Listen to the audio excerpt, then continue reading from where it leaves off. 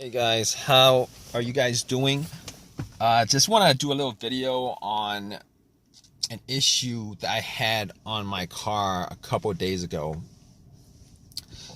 So basically, it was happened like at the end of the day. Pretty much, I was using my car the whole entire day, went shopping, etc., etc. Went to the Home Depot, parked it there, went in, grabbed some stuff, came out, got into my car, tried to start it, and did not start. It didn't crank. And I was very surprised at that because, let me see. I don't know whether I was surprised at that or not because I did change up the battery about a month and a half ago. So I was a little bit surprised that happened because I had that issue happen, about a month ago when I had to go out and change up the battery. Pretty much the same situation, kind of, but kind of not. So basically, everything worked, kind of like the same situation as a month ago. Everything worked in the car. Blower motor worked, the heater worked, the dash lights came on, remote worked, everything worked. All right, and it wouldn't crank at all. I tried to crank it a couple of times. It would not crank at all. Just heard a click every single time I try to, start it. I just heard a click every single time. So had me scratching my head a little bit, and I thought that battery situation was fixed for a long while, years, because a new battery should last you about 4 to 5 years. But unless there was an issue with the battery itself, or maybe, the terminals were loose or something like that. But anyway, I went out and turned on the headlights, the headlight beams, just to see how strong they were, see if it was actually the battery that was the cause of it. And the beams were very, very, very bright. So at that point, I was kind of on the fence about whether it was battery or not. Opened up the hood, popped it, and looked around the battery area just to see whether it was something wrong with the way it, the terminals were plugged in, and I was looking at it, and the terminals were a little bit dirty. So I took the terminals off, had some Coca-Cola, poured some Coca-Cola on the terminals, got some paper towels that I had, and wiped them, popped them back on, and then tried to start the car again, and it would do the same thing. It wouldn't crank at all. Everything else worked, it just would not crank.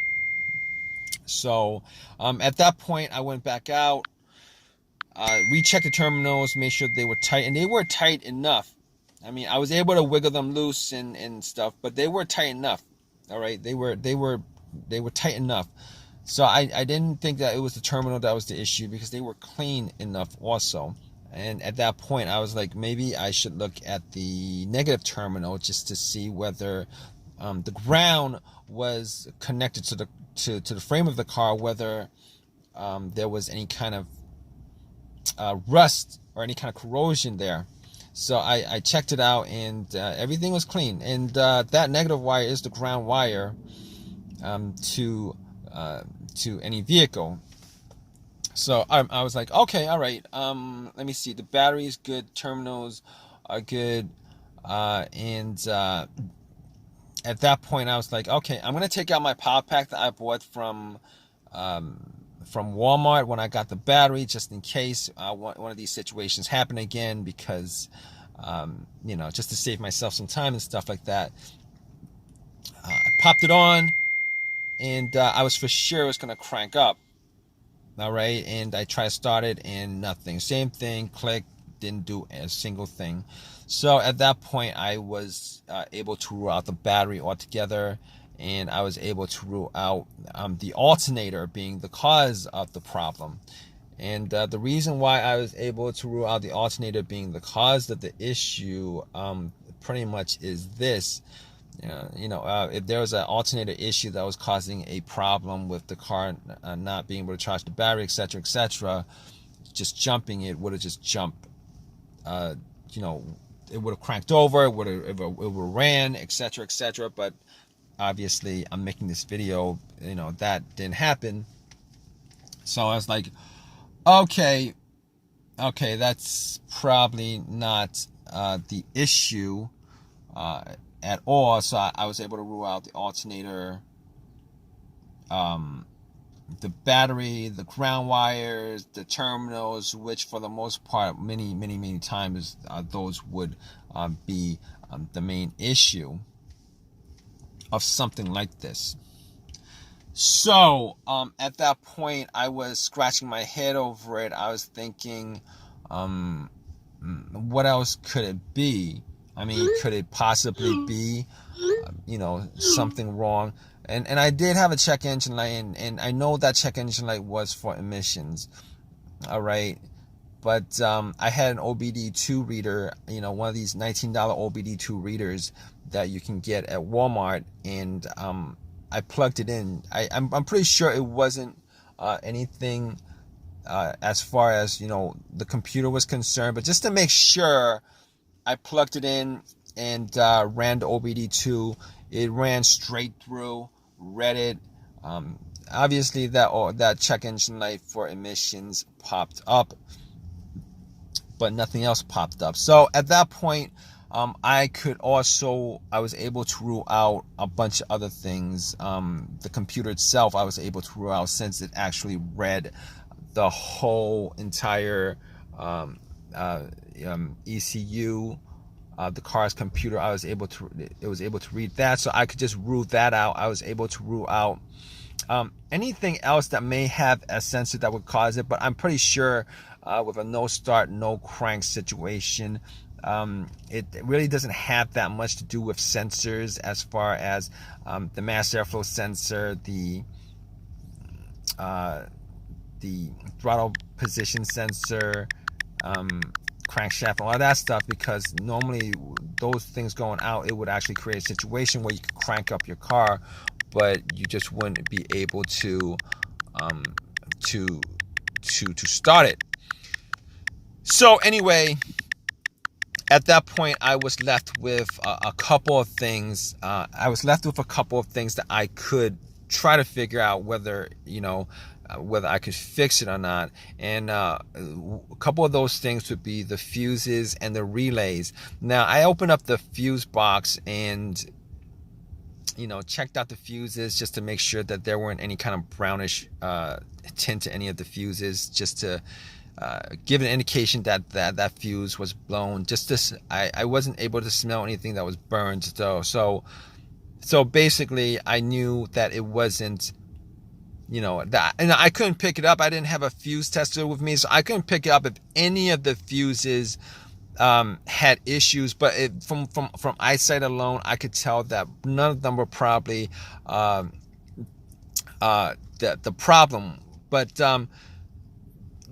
I can recall two cases where I've had issues with this kind of situation, where I had a no crank, no start, where the fuse was the cause of it. One of those situations was with an Acura, and the main fuse of that car was blown.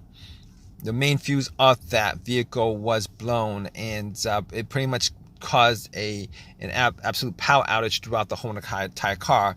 In that situation, there was absolutely no power at all inside the car, as if the terminals were taken off the battery. And once I changed up that main fuse, everything started up again, everything worked, everything was good. So but unfortunately, that wasn't the same situation as I had a couple of days ago, because I was getting power, it just wasn't cranking up.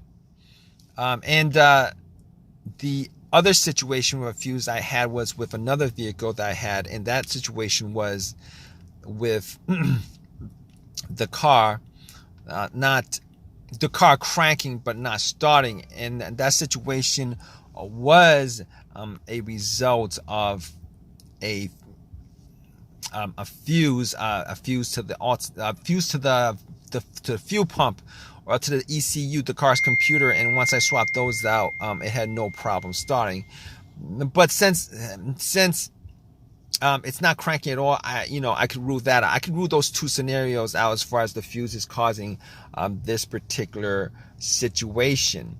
So now that I couldn't rule out the fuses 100% at that point, but since I didn't have a fuse tester with me going through those two scenarios, I was gonna rule those out. I was actually looking for a quick fix. So here's the thing about it. All right. Now after that, there's only a couple of things that I could think of that could cause that situation, generally speaking. All right. The starter or the relays. Now, I didn't think it was the starter because I did change out the starter about a year ago. The starter was changed out a year ago. So, and the starter that I bought was a brand new starter. Now, there are chances that the starters do go out. But in this situation, I was thinking rebuilt starters go out more than new starters. And the starter that I bought was an OEM starter. Okay, so I was like, okay, I was crossing my fingers that it could be the relay that was the issue. All right, that's me crossing my fingers, thinking that was one of the relays, probably a starter relay that was causing the issue. And I went to looked at the relays, checked the relays out. Obviously, if you guys know anything about relays, it's not something that you could probably visually check to see whether something is wrong with it or not. Normally relays make clicking noises and stuff like that, and I was hearing a click, but it could have been the clicks were faint. I was hearing a click. So anyway, I got out and Anyway, I checked out the relays and found out where the starter relay was. What I did was I took it out just to inspect it, just to see whether there's any kind of corrosions on the stems or not, and didn't see too much corrosion on the stems. Now, normally, what this situation would entail, as far as me testing it was concerned, was if there was somebody else who could listen to the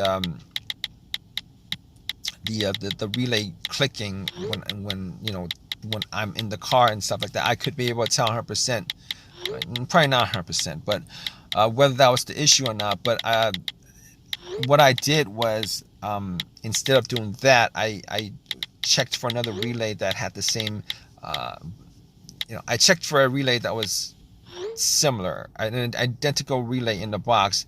And what I did was, just to test it out, I took the relay out and then swapped it. I took the relay out and then swapped it. And once I swapped it, I tried to crank the car up, and bam, it actually cranked up. It cranked up.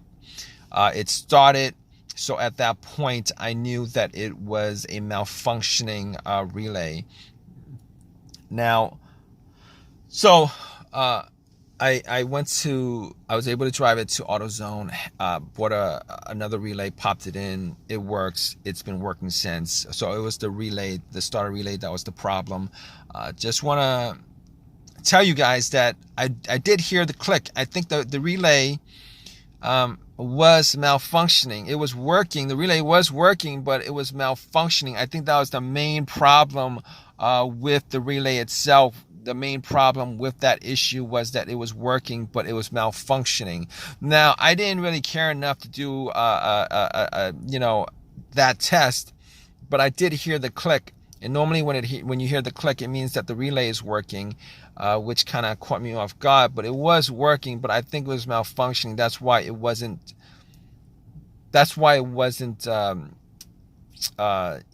starting the vehicle, starting the car. So at that point, if you guys are in this situation, I'm sure you guys are, if you guys are watching this video, if you guys want a quick fix for it, Hopefully you guys do get one of these quick fixes like I had. Pretty much what you guys could do is go down the list of stuff that I eliminated, as far as everything I eliminated before getting to what the main problem was. Generally speaking, after the relay, if it wasn't the relay, my first guess would have been the starter being the issue. But regardless, I just want to thank you guys for watching this video. If you guys have a comment, please leave a comment in the comment section. Please subscribe, and please give me a thumbs up if this video has helped you guys out in any way. All right, guys, take care.